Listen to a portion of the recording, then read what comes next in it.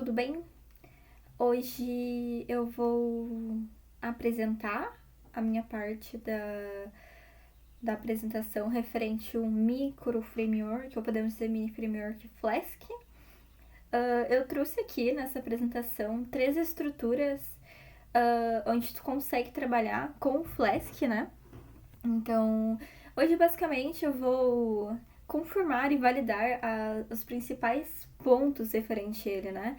Que é basicamente, a gente comentou na primeira apresentação que ele é um micro framework, né? Então, para ser um micro framework, ele tem que ser simples, ele tem que poder ser possível de trabalhar com ele apenas com o núcleo, né? Digamos assim, apenas com um arquivo só, com pouco código, a gente já consiga trabalhar com ele, essa é a ideia, né?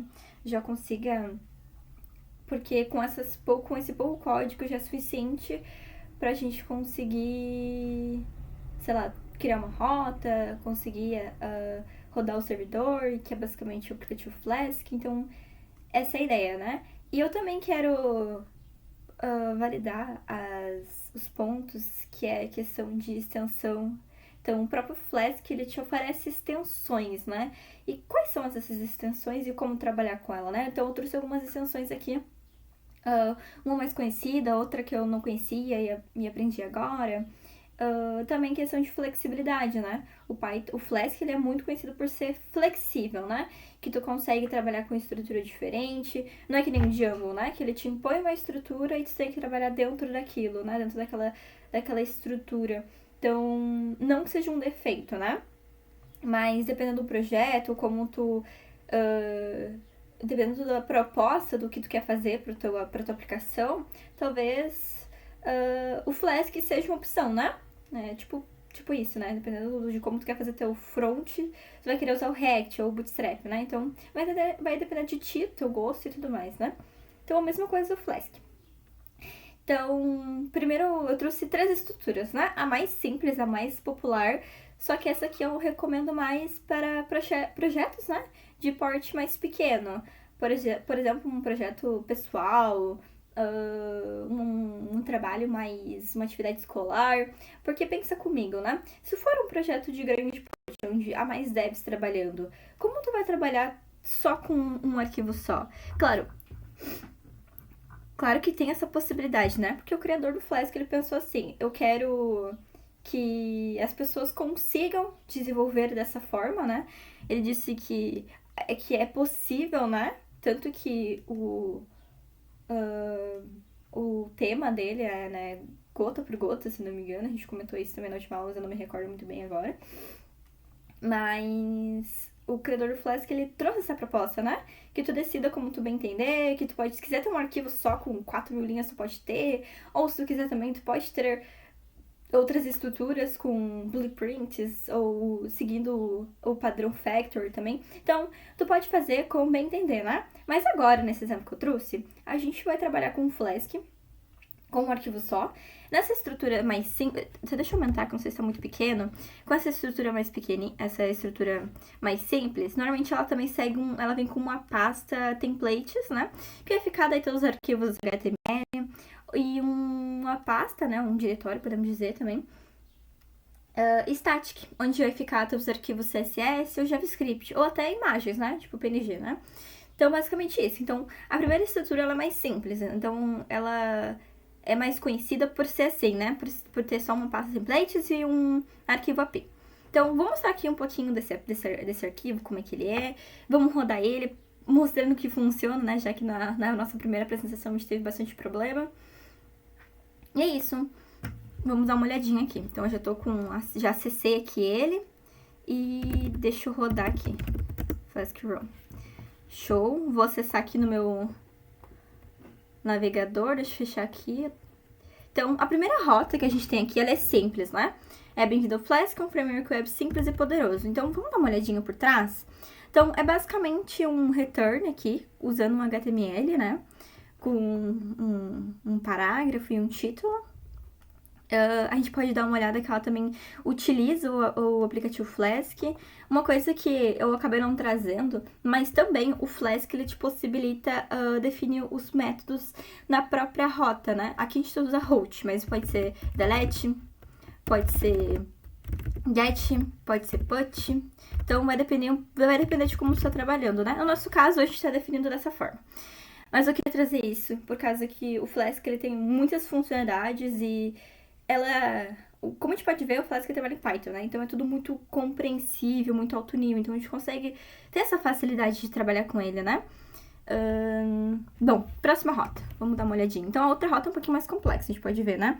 É uma rota muito... Eu, por exemplo,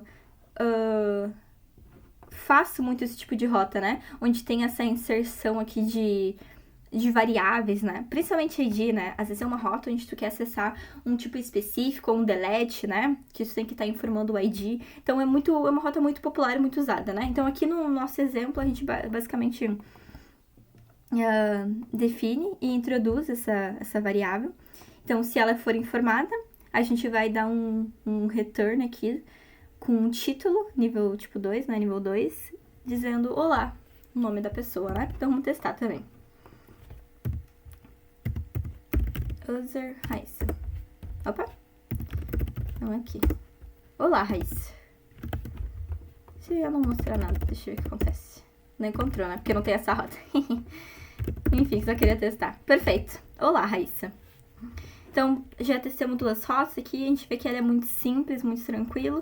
Eu trouxe uma rota mais, assim, com um form, né? Pra gente também entender. Eu vou testar primeiramente, depois eu explico também por baixo dos panos como é que ela funciona. Então, é uma rota que ela vai me retornar um formulário aqui, onde eu tenho que digitar meu nome. Eu envio. Daí, prazer em te conhecer, Raíssa. Show! Então, vamos ver por baixo delas, né? Ela basicamente define os métodos get e post. Então, se a minha request for do tipo post e eu informar o meu nome, então ela vai pegar essa informação do formulário, né? E vai retornar prazer em te conhecer, né? Mas, inicialmente, a gente pode ver que ela retorna isso aqui, né? Que ela fala assim, ó, digite seu nome, daí tem o input, bem como se fosse fazer um formulário por trás do HTML. Tipo assim, se a gente tivesse um template, né? A gente basicamente ia ter lá um HTML, tudo estruturado, com um formulário e tudo mais, né? Mas eu trouxe esse exemplo por causa dessa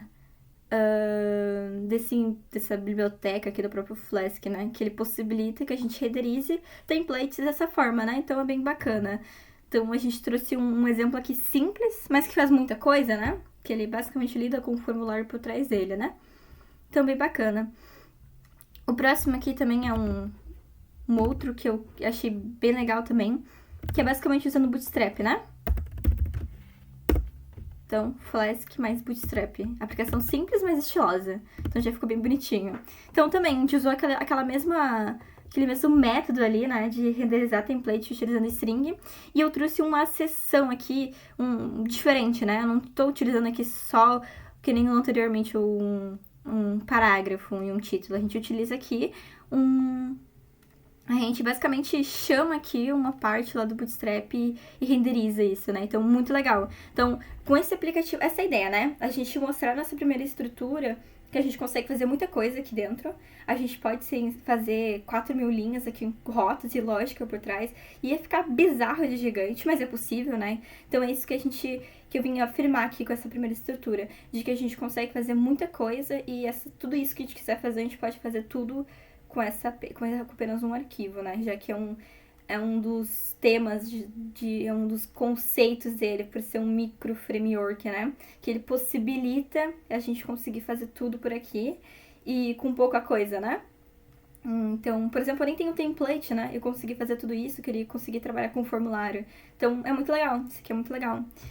Então, bacana, eu acho que aqui a nossa primeira estrutura a gente já pode encerrar, a gente já pode concluir e entender como é que a gente trabalha com ela, né? Já que ela é mais simples, não tem muito o que falar também, né? Mas agora eu vou mostrar a próxima estrutura de blueprints, né? Vamos ver como é que ela é. Então, ela tem aqui um arquivo chamado AP. Um diretório chamado routes, provavelmente tem as rotas, então, né? Instância, que é basicamente as nossas tabelas. Já entro mais em contexto. Ela não parece nada, tá? Não gera, por causa que o Python acho que não entende. Ou porque eu não tenho alguma extensão, talvez. Não sei. Mas a ideia... Deixa eu só subir aqui também. tudo funcionando, né? Coisa que não aconteceu aquele dia. Mas enfim, vamos ver como é que tá o nosso AP, né? Já que ele é diferente, né? Então, dessa vez, nessa estrutura, eu quis trazer uma extensão do Flask, que é o SQL Alchemy. Então, caso tu esteja fazendo um projeto onde tu não quer parar pra, sei lá, aprender a sintaxe do SQL Alchemy, quer dizer, do PostgreSQL ou do SQLite, né? Então, tu pode usar o SQL, que é basicamente uma forma de tu criar tabelas no banco de dados de uma forma mais lógica, né? Utilizando uma programação, uma linguagem de programação de alto nível, né? Não que SQLite fosse totalmente complexo, né? Mas a ideia é essa, que tu consiga criar tabelas que nem no Django, né? A gente foi lá e definiu uma classe, um nome usuário, e nisso se vai, né? Se segue. Daí, ali tu define uma tabela. Eu criei um exemplo muito simples, né? Como a gente pode ver aqui. Ele é uma classe aqui com o nome usuário, então o nome da nossa tabela vai ser usuário. Tem o campo, a coluna ID, do tipo integer, então inteiro. E ela é uma primary key, então ela é uma chave privada. Chave primária, quer dizer. Com a coluna nome, então ela é string. Tem aqui ela só pode 50 caracteres. Então, como a gente pode ver, né? É basicamente uma tabela no banco de dados, com colunas e tudo mais. Então é bem legal, é fácil de compreender e tem como trabalhar dessa forma, né? Eu não trouxe nesse exemplo, mas o Flask também tem uma extensão de migrate. Então, tu também pode trabalhar em cima dessa... A gente pode trabalhar em conjunto com a SQL Alchemy e os migrates vão fazer essa leitura. Então, por exemplo, se a gente fosse trabalhar com o migrate, seria basicamente assim. Claro, a gente teria muita coisa por trás, né? Mas, por exemplo, aqui, ó, Flask Migrate, Import, vai ficar incomodando por causa que eu não tenho baixado, né? Mas seria basicamente essa proposta. Se eu não me engano é assim. Eu não lembro certinho como é que trabalha com ele, tá? Posso estar mentindo aqui, horrores. Mas se eu não me engano, tu trabalha com ele assim. Tu define aqui um atributo, uma variável migrate, instancia esse método migrate, você tem que chamar o DB, e você tem que chamar o AP, se não me engano. Espero não estar enganando.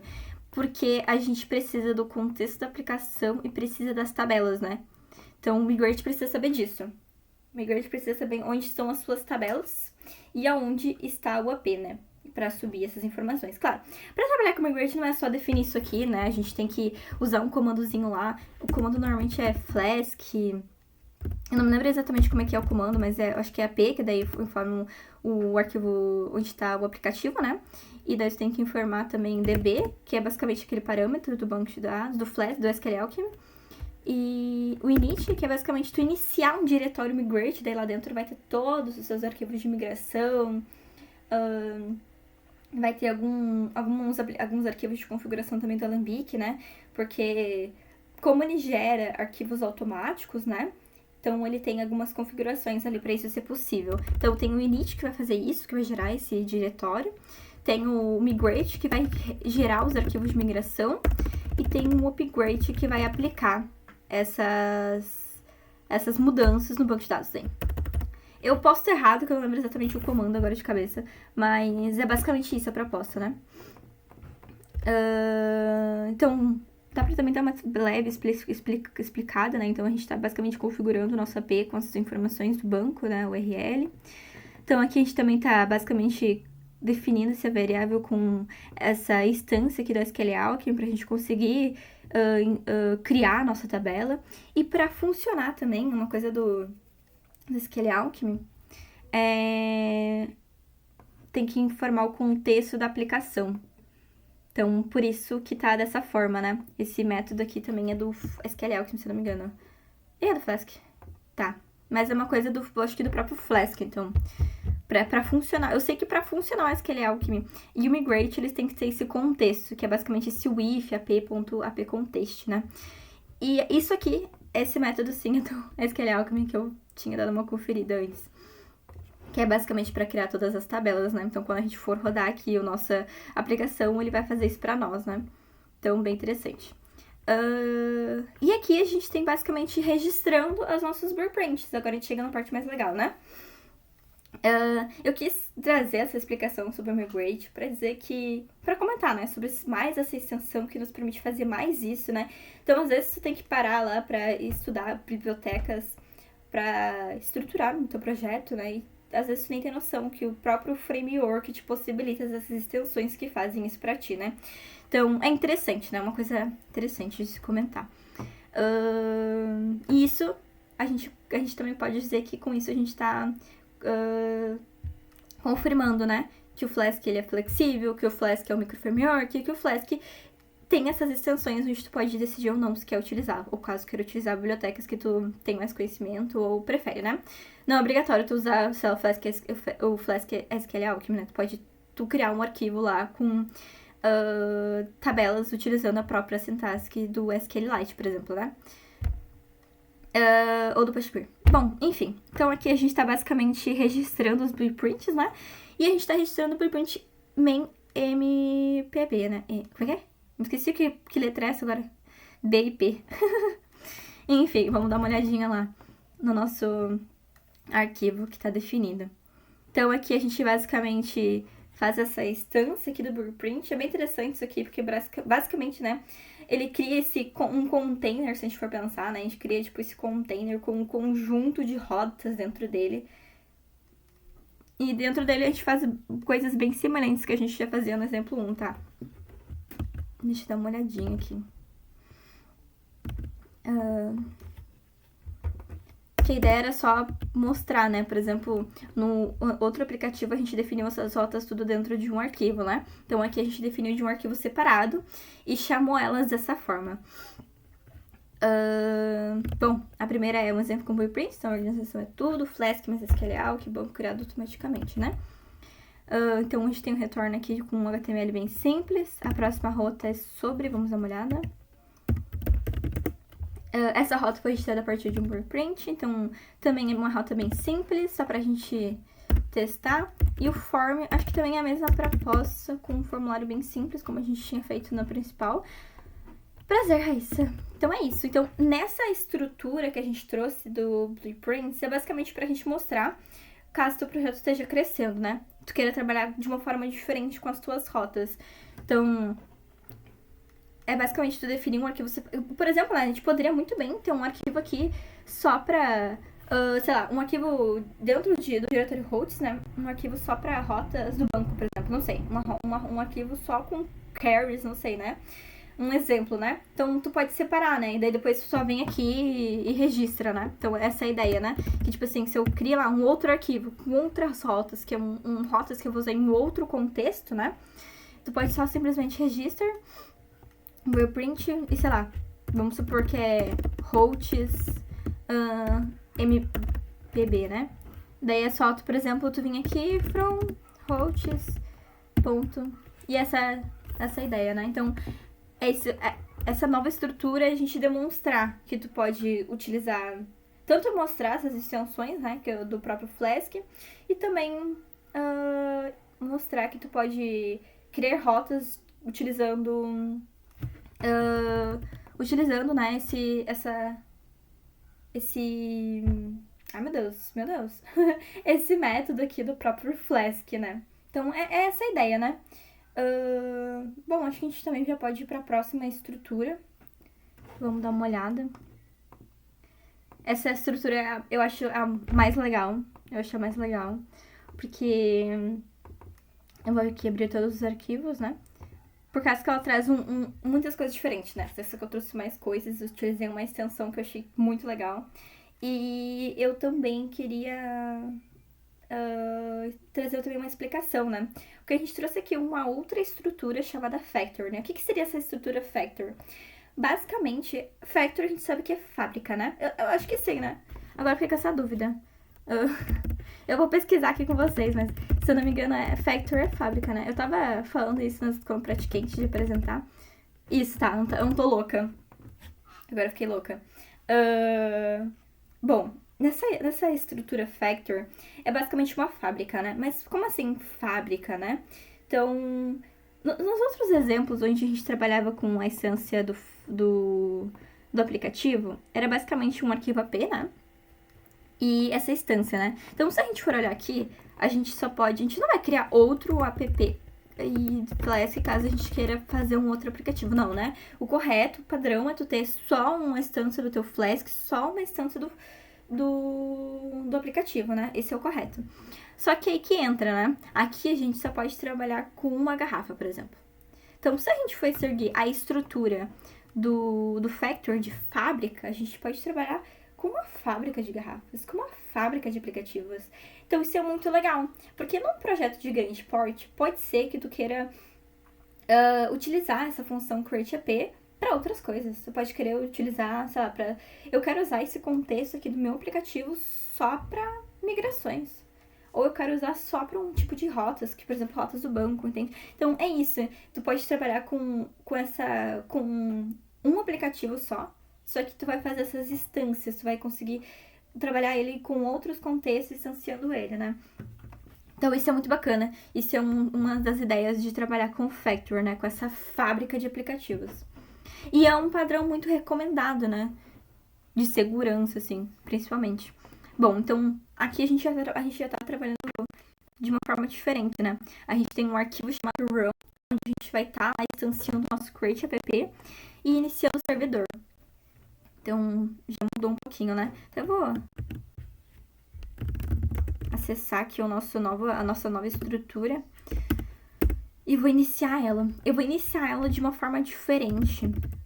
Só não lembro como é que eu inicio. Agora, eu acho que é Python 3 e run.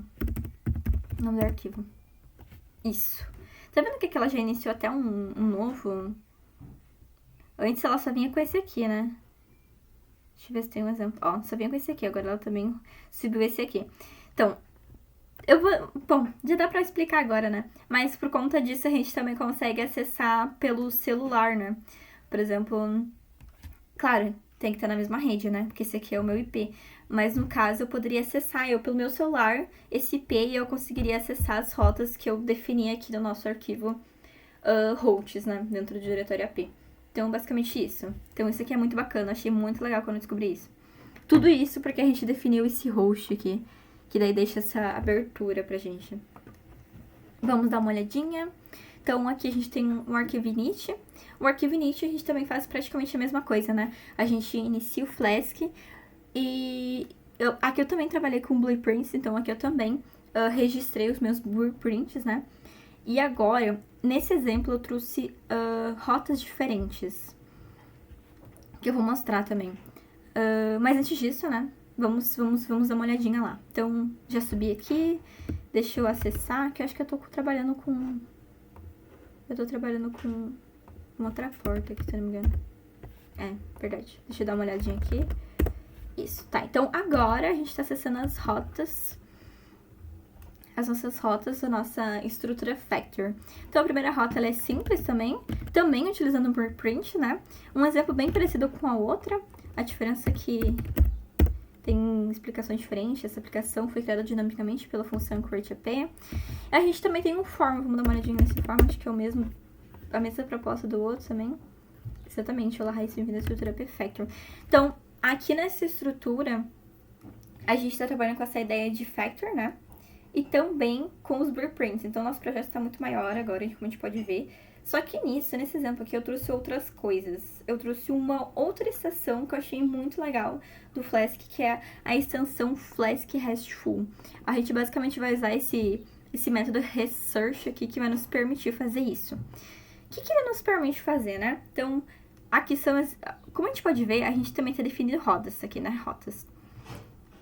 Só que a diferença é que aqui a gente está utilizando o blueprint e aqui a gente está até usando programação orientada a objeto, né? Que a gente está criando uma classe, a gente está definindo um método, a gente está utilizando até os métodos post, get, tudo aqui, né?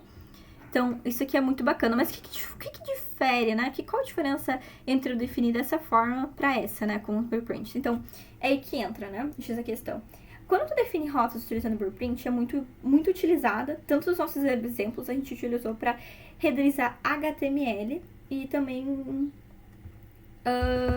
se a gente for, claro, pensando num caso maior, a gente tem uma pasta só para os templates e coisas assim, é muito bem utilizada também para ideias tipo full stack, né? Então, onde tu vai trabalhar com formulários. Deixa eu pensar em mais algum exemplo. Mas a ideia é essa, né? Aqui tu vai trabalhar mais com essa questão de retornar um template, trabalhar com formulários, trabalhar com dados dessa forma, né? O retorno a gente já sabe, né? O retorno vai ser esse tipo de renderização, do tipo HTML, né? Mas nesse exemplo que eu trouxe aqui abaixo, ela é diferente. Utilizando essa extensão do Flask RESTful, a gente basicamente vai estar trabalhando com retornos diferentes. Vamos mostrar o primeiro exemplo? Acho que é bacana, porque a gente já consegue ficar mais claro também. Ah, isso. Vamos dar uma olhadinha lá no init. Vocês viram que a gente definiu diferente também aqui, né? Aqui a gente registrou o blueprint e aqui a gente vai adicionar esse research. E a gente vai também chamar tanto a classe e as rotas que a gente definiu. Isso aqui é meio familiar, né? Isso aqui me lembra um pouquinho também o Django, porque o Django faz isso. Que ele informa tanto o arquivo, né? Se eu não me engano, as views, o arquivo da view e a rota. Então, vamos testar essa rota aqui. O que tem diferente dela para outra, né? E é isso. Essa é a diferença. Que o retorno dela é um retorno JSON. É muito comum que também seja XML, mas no nosso caso está sendo JSON. Deixa eu pegar um outro exemplo que a gente estava vendo antes. Olha a diferença. Então, é isso que eu quis dizer, entende? Quando a gente utiliza os blueprints, é comum que o seu retorno seja dessa forma, né? Renderização de HTML e com essa ideia. Agora, ao utilizar essa extensão do Flask, a gente tem esse tipo de retorno em JSON. Então, olá, na API Flask com API Factor. Então, eu vi que lá na rota também tinha a opção de informar meu nome, né? Então, ele também consegue fazer essa interpolação aqui. Olá, Raíssa, né? Vamos ver a outra rota. Ah, vamos também olhar por trás, na verdade, né? Então, vamos dar uma olhadinha aqui por trás dessa rota que a gente testou. Então, ela basicamente definiu esse método get, onde vai pegar, né, ali o meu nome. E daí, se tiver um nome, ele vai retornar uma mensagem dizendo olá, Raíssa. E olha como a gente também já define até o tipo de retorno, né? Se for 200 ou 201, né? Então, como é get 200. Mas se eu não tivesse informado o meu nome, ele só ia dizer return mensagem lá da API Flask, como a gente mostrou lá, né? Bom, vamos testar esse outro, porque esse outro aqui já mudou, né? Ele já é um post. Eu acho que a gente não vai conseguir testar por aqui, esse aqui. Vou só testar aqui, mas acho que não. API register. Esse método não é do tipo, né? Porque a gente viu lá que estava definido como um post, mas tudo bem. Eu já estava aqui com esse aqui aberto pra gente poder testar aqui. Tá, então vamos testar por aqui. E deixa eu ver o que ele pede lá, né? Ele pede meu nome e minha idade. Tá, vamos lá. Então ele precisa de um body, né? Pra poder funcionar. Então, nome e idade.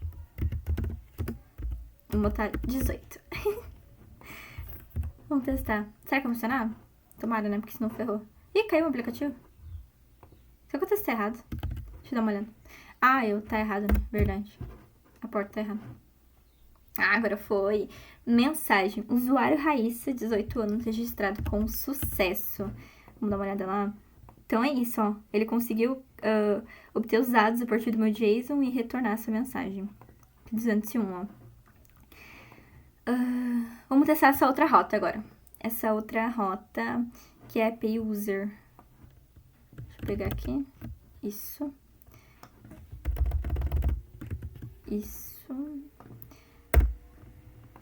Só uma dúvida. Tá, aqui.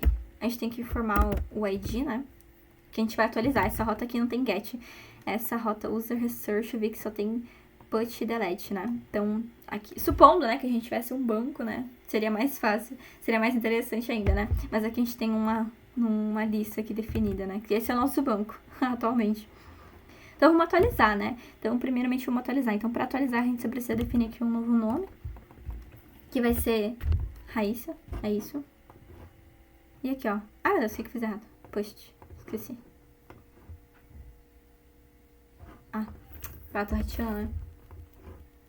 Agora sim. Usuário 1 atualizado como para a Raíssa. Será que se eu botar 2, o que ele fala? Vamos ver.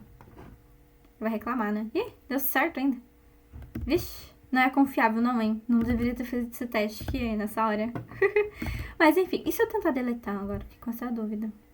É que ele tá adicionando na lista, né? Por isso. Por isso que ele tá fazendo isso. Então a gente vai conseguir fazer isso, eu acho. Ai, se eu tiver errado vai ser muito feio. Ah, deu certo, deu certo. Tá certo. Não sei como, né? Porque tinha... Tá, mas tudo bem. Não sei. Agora fiquei até em dúvida. Mas enfim, essa é a ideia, né? Então, a gente conseguiu trabalhar com... Nesse exemplo aqui, Factor, eu trouxe uma nova extensão.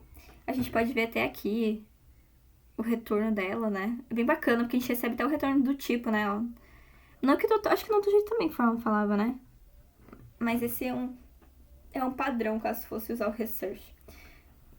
Não, eu acho que... Eu vou fazer só um último teste. É uma pena que vocês não vão conseguir ver pelo celular, mas eu vou testar agora, testando, utilizando Ó, aqui, ó. Tá vendo aqui? Eu acessei aqui esse endereço pelo meu celular, testando a rota ali, a Pi Hello, e a gente pode ver que ele tá me retornando aqui pelo celular, ó, o lá da Pi Flask com a Pi Factory. Então, por conta dessa definição a mais que a gente definiu ali no Roam, eu também consegui acessar essa rota tanto pelo celular. Acho que dá pra acessar outras também, mas agora eu não vou testar. Mas essa é a ideia, basicamente. Essa nova estrutura, eu quis trazer essas duas definições de rotas. Elas são utilizadas para contextos diferentes, mas eu achei muito legal, eu achei muito interessante como ela trabalha com os dados e o objetivo dela, já que o objetivo desse tipo de rota é mais para API RESTful, né? Onde tu se comunica entre JSON, XML, no nosso caso estava retornando tudo em JSON, então eu achei muito bacana e muito fácil de ler e compreender, né? E eu acho que é isso, Foi bacana, dá pra gente ver 3 estruturas diferentes, com ideias diferentes, com propósitos diferentes, extensões. Então, eu achei bem interessante ter parado para pesquisar e entender essa ideia aqui do Flask, do Mini Framework Flask. Então, eu acho que agora a gente encerra, seria isso que eu queria trazer mesmo. E é isso. Muito obrigada. Se ficou até o final, deixa o like.